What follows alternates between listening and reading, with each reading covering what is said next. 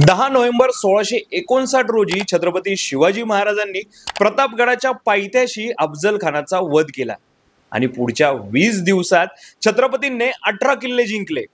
1 डिसेंबर 1659 रोजी छत्रपतींनी पन्हाळ्यावर भगवा फडकवला आणि पन्हाळ्याच्या आसपासच्या एरियातल्या लोकांनी एकच आनंद सुरू केला, ती प्रत्येक जण महाराजांना भेटायला येत होती, महाराजांच्या सैन्यात सामील होत होती।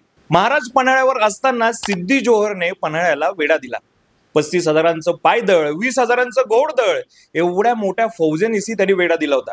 या वेड्यातनं महाराजांना निसटणं जरासं अवघड जात होतं, तेव्हा त्यांनी ठरवलं आता युक्तीने काम करायचं। तेव्हा बहिर्जींनी महाराजांसारखाच दिसणाऱ्या शिवा काशीदला महाराजांचे कपडे घालायला लावले। शिवाने ते कपडे घातले आणि तो आणि महाराज हे हुबेहूब दिसू लागले। तेव्हा शिवाला कळालं की आता आपल्याला सिद्धीकडे महाराज बनून जायचंय आणि त्यांनी महाराजांना म्हटला की महाराज मला विडा द्या, मी जातो सिद्धीला भेटायला।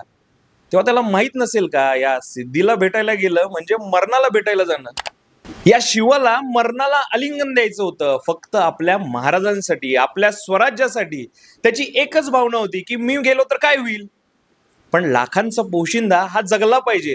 एक शिवा गेला तर हजारो शिवा तयार होतील, ही त्याची भावना पाहून छत्रपतींनी शिवाला मिठीत घेतलं।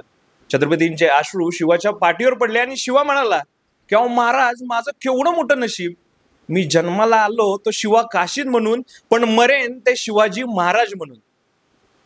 हा शिवा आणि महाराज यांची भेट ही फक्त 4 महिन्यापूर्वी झाली होती, तरी देखील हा शिवा छत्रपतींसाठी मरायला तयार होता, म्हणजे त्यांनी शिवाजी महाराजांमध्ये काय पाहिलं असेल।